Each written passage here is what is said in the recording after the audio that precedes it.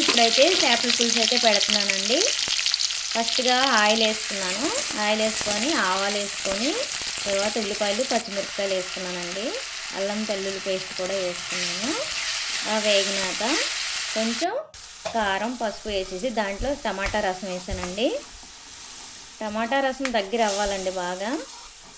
బాగా దగ్గర అయినాక దాంట్లోనే కొత్తిమీర వేసుకున్నానండి. కొత్తిమీర బాగా అదంతా దగ్గర అయినాక మళ్ళీ కొంచెం మసాలా పేస్ట్ వేసానండి. బెల్లం ముక్క వేసానండి.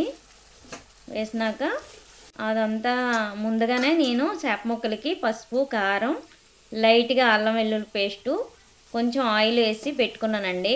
ఫ్రిడ్జ్లో ఒక అరగంట టైం ఉంచాను. దాంట్లో ఇగోండి ఇప్పుడు ఈ ముక్కలు అనమాట ఈ టమాటా గ్రేవీలో ఇలాగా వేసుకున్నాను. అన్నీ లైన్గా పేర్చుకుంటున్నాను. తర్వాత అనమాట ఈ పేర్చుకున్నాక నేను చింతపండు మగ్గు అనమాట నేను ముందుగానే ఉడకబెట్టేసి దాన్ని బాగా మగ్గు తయారు చేసుకున్నాను. వెయిట్ చేసి ఉంచాను. ఈ ముక్కలన్నీ ఇలా పేర్చేస్తాను. నీట్గా పేర్చేసినాక దాంట్లో ఈ చింతపండు చారు ఉంటుంది కదా ముందే మరగబెట్టుకున్నది అదేమో వేసేస్తున్నానండి. సింపుల్గా అండి, మరి హెవీ కాకుండా ఇలా చేశాను నేను. దీంట్లోనే ఇలాగ ఇప్పుడు లైట్గా మరి గట్టిగా కలపకంట కొంచెం సైడ్ నుంచి కలిపేసి కొంచెం చికెన్ మసాలా వేసానండి. ప్రతి కూరకు కూడా నేను ఈ మసాలా వేసాను. దీనిపైన కొంచెం సాల్ట్ సరిపోకపోతే కొంచెం సాల్ట్ వేసుకున్నాను.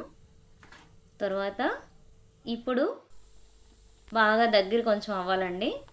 కొంచెం దగ్గర అయినాక మనం ఇప్పుడు ధనియాల పౌడర్ ఉంటుంది కదా అది నచ్చితే వేసుకోవచ్చు, లేదంటే ఆపేయవచ్చు.